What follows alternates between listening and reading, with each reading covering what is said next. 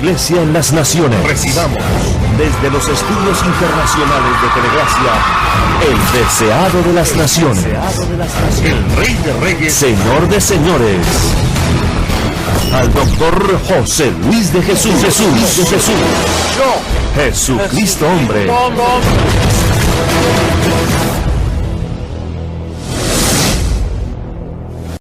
Romanos capítulo 5, verso 12. Vamos a ver si llegamos ahí, Patricia. Ese mismo. Ay, qué lindo que me lo subrayes así. Perfecto. Dice, por tanto, como el pecado entró en el mundo por un hombre, le falta un poquito allá, ¿verdad? Es por un hombre. Pues quiero que las visitas sepan que no estamos violando el verso. Por un hombre, y por el pecado la muerte, así la muerte pasó a todos los hombres. Fíjate lo que dice, que el pecado entró en el mundo por un hombre, no por los demás, es uno, un solo hombre. Uno dañó todo esto. ¿Lo dice ahí, sí o no? Y por ese pecado de uno, ¿qué sucedió? ¿Entró qué? La muerte. ¿A todos qué? Y cuando dice a todos los hombres, se entiende hombres y mujeres, ¿verdad que sí? O sea que aquí el problema fue ese. Vamos a hablar del principio. El problema fue ese, que el pecado entró. Si no hubiera entrado el pecado, pues no había necesidad de hacer nada, todo estaba perfecto. Y entonces los hombres no morían, nos quedábamos vivos eternamente. Pero el pecado entró, ahí es que está el problema, entró el pecado por un hombre. Pero ahí no se quedó la historia.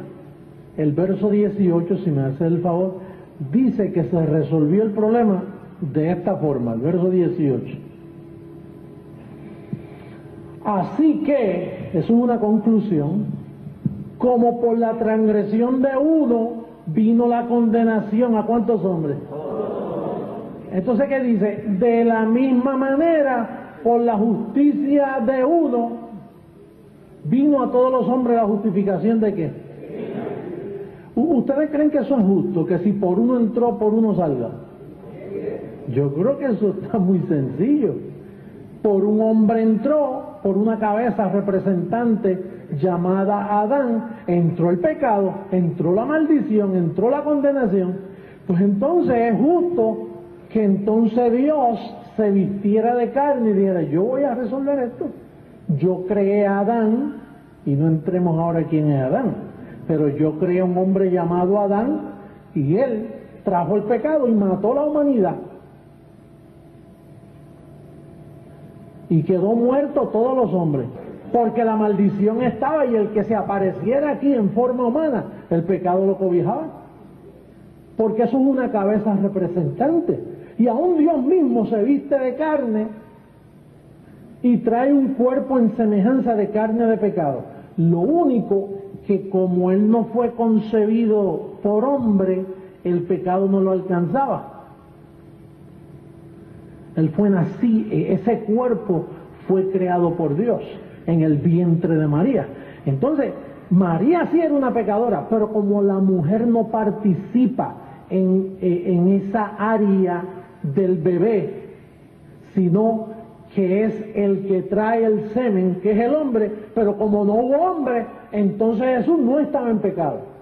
Pero trajo un cuerpo que podía pecar, y si pecaba Jesús, entonces se dañaba la fiesta y nos quedábamos todos en pecado. Pero Jesús no pecó. Pero un hombre que dijo, Juan el Bautista dijo, cuando lo vio, dijo, he aquí el Cordero de Dios que quita el pecado del mundo.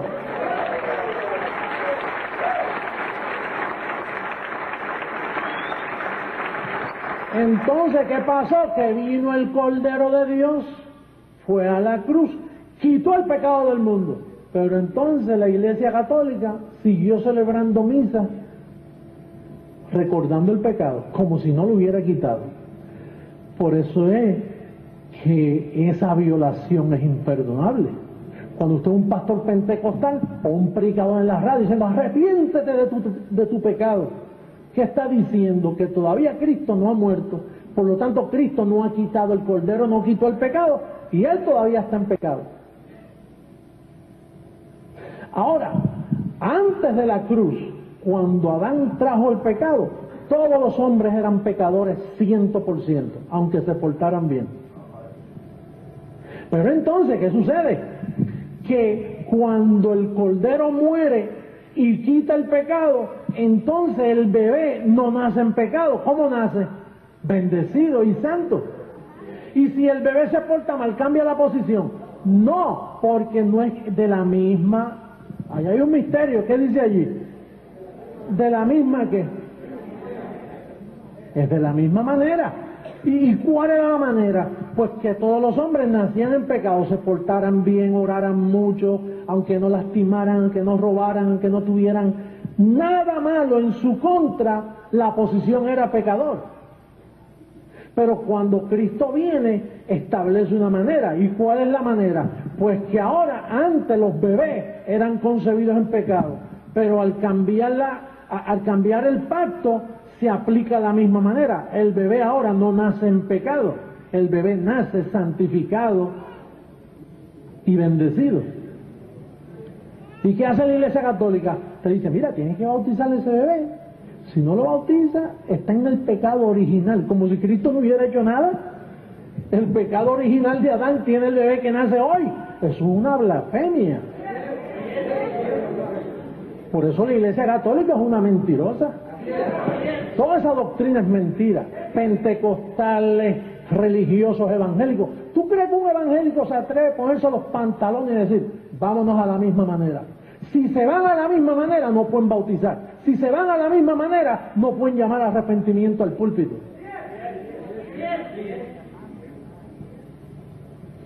Yo me hago entender contigo. Dios.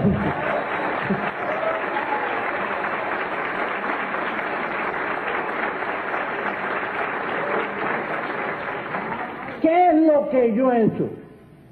Respetar la misma manera. ¿Y tú la respetas? Pues ¿cómo? Hay que respetarla. ¿Cómo tú vas a llamarle pecador al que usa droga? Ah, entonces no se le llama pecador. No, se le llama un adicto a droga. Y al que roba el banco, ¿cómo se le llama? Pecador. No, él es un ladrón. Pero no pecador, porque para ser pecado tiene que estar en pie el primer pacto.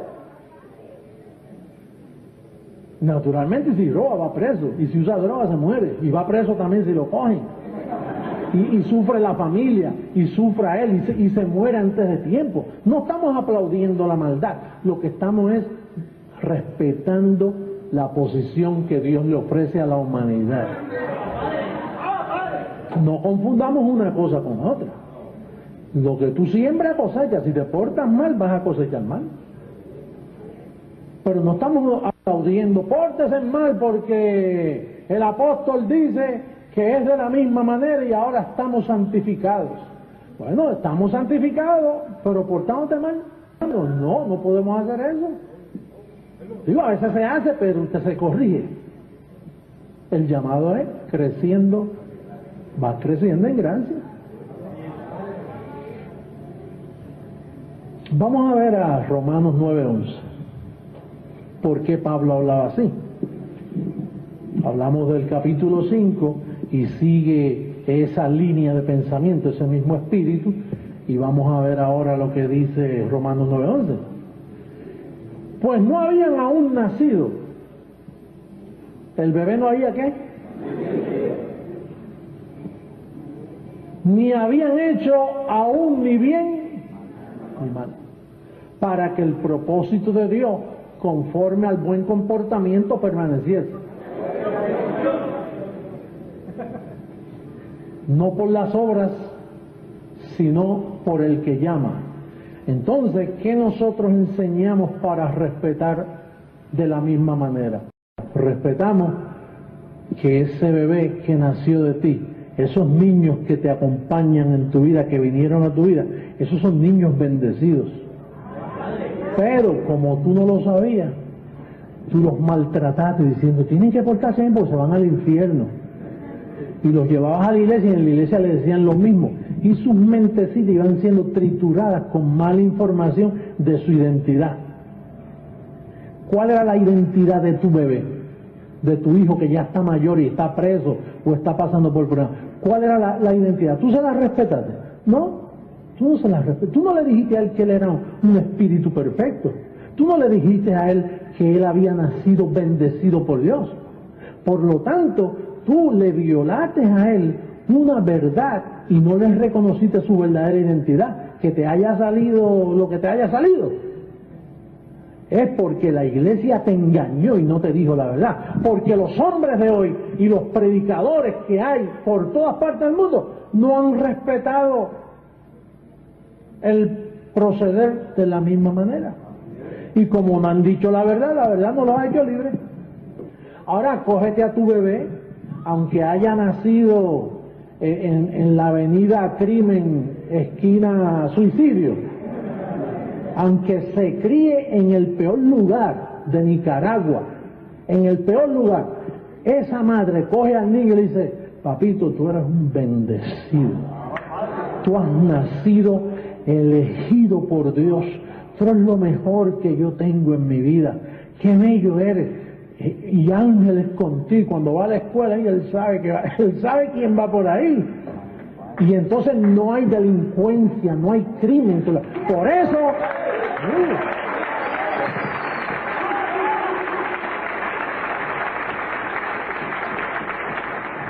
yo no estoy hablando de ninguna revelación personal. Yo creo que aquí hay gente profesional y aún el que no tiene educación se da cuenta que hasta ahora yo no estoy violando versos. ¿Tú piensas que yo estoy diciendo la verdad? ¿Tú has leído? Yo no he hablado aquí palabrerías ni revelaciones personales. Yo todo lo que hago es aplicando lo que estoy leyendo del fundamento que Pablo dejó. No habían aún nacido.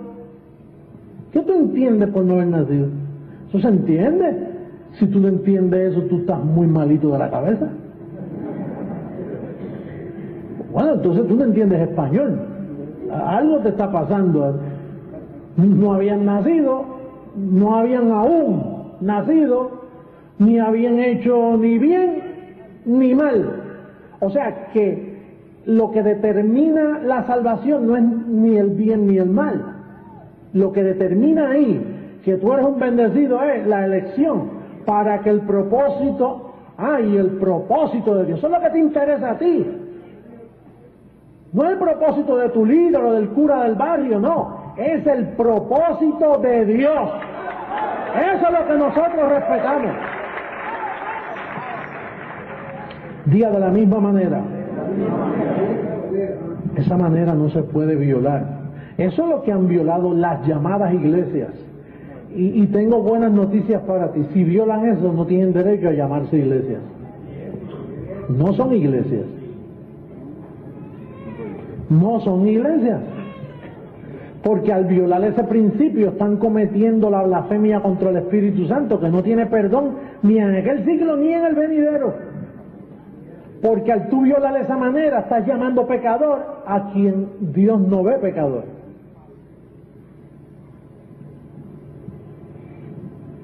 Dice el verso 18, y todo esto proviene de Dios, quien nos reconcilió consigo mismo por Cristo y nos dio el ministerio del arrepentimiento.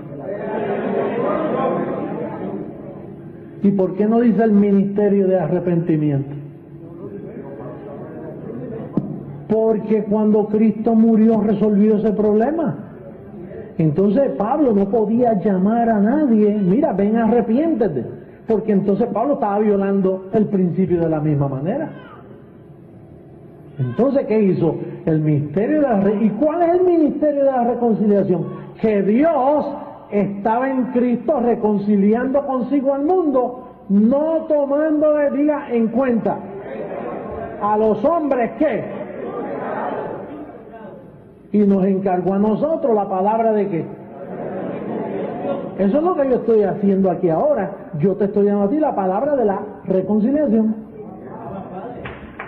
¿Sí? ¿Fácil?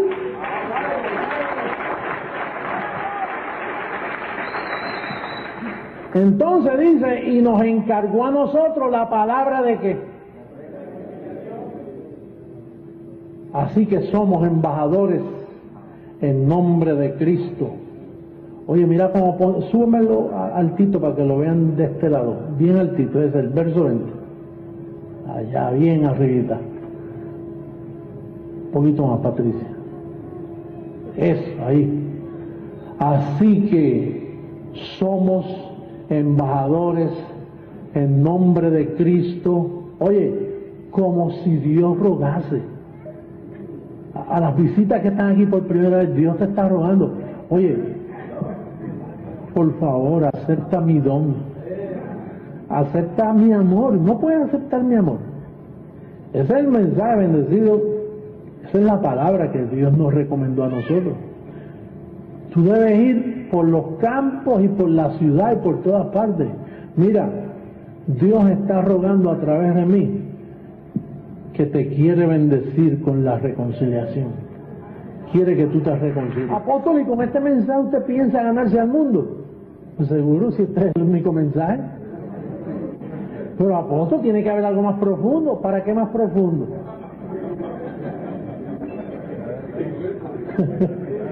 Mire, en Miami usted entierra un palo de escoba así y sale agua. ¿Para qué seguir profundizando? ¿Se el agua? Es tan llano que usted coge una pala y comienza a hacer algo para cualquier situación que usted quiera hacer y sale agua. Si usted quiere hacer una mezcla de cemento, el agua ya está, y lo que tiene que tirar el cemento y la arena.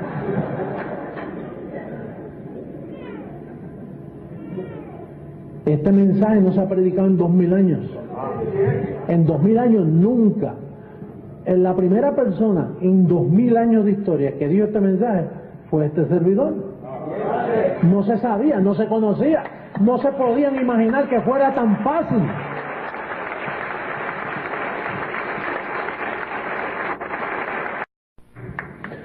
Y los que están un poco confundidos con esto de Jesucristo hombre, Jesucristo hombre es una doctrina, es una composición de verdades que tú las conoces y la verdad te hace libre. Mi carne es carne como la tuya, pero el Espíritu que está en mí fue escogido para manifestar a Jesucristo hombre en la tierra. Ahora, el Evangelio que me fue revelado a mí, si se le llega a revelar a alguien 500 años atrás, entonces ese Evangelio hubiera presentado a Jesucristo hombre 500 años atrás, pero no era el tiempo. Tenía que ser en esta fecha. Él iba a revelar su Evangelio, su palabra es vida y es verdad, su palabra es verdadera comida. Y entonces me escogió a mí para yo presentar esa hermosa verdad. Y por eso yo represento a Jesucristo hombre aquí en la tierra.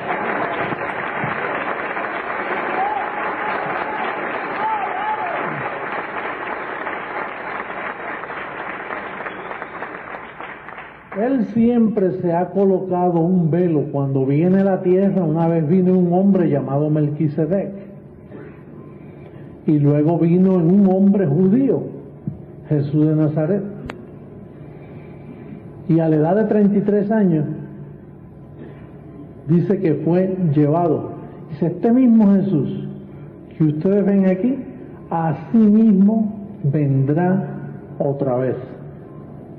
Así mismo que con el mismo cuerpo físico, con las facciones de judío, así mismo propósito. Él vino con un propósito de quitar el pecado. ¿Lo quitó, sí o no? Lo quitó. Y entonces dice que aparecerá ese mismo por segunda vez para, sin relación con el pecado, salvar a los que le esperan. Porque la Biblia advierte que en aquel día muchos dirán, míralo aquí, helo allí, helo acá, no vayáis. Y vendrá haciendo señales. Yo no vengo haciendo señales, yo vengo enseñando la palabra, enseñando el misterio que estuvo oculto y libertándote. Fíjate la falta de sensatez del sistema religioso. Ellos dicen, Cristo viene en una nube y va a arrebatar su pueblo y llevárselo. Lo que dice es que viene por segunda vez, pero no dice que sale, dice que viene. Pero entonces dice que se los lleva, que Cristo... Entonces ellos esperan una venida mística. Estamos esperando el día. Yo solo espero ese día cuando Cristo volverá. Entonces están buscando. Entonces ellos piensan que viene igualito como se fue. Quiere decir que el tamaño, vamos a ponerle 6 pies de altura, más o menos. De la altura mía, vamos a suponer. Entonces imagínate que Cristo venga con la altura más o menos del cuerpo mío y se aparezca en una nube, vamos a decir, en Jerusalén o en Nueva York. ¿Cómo todo ojo le verá desde Nicaragua?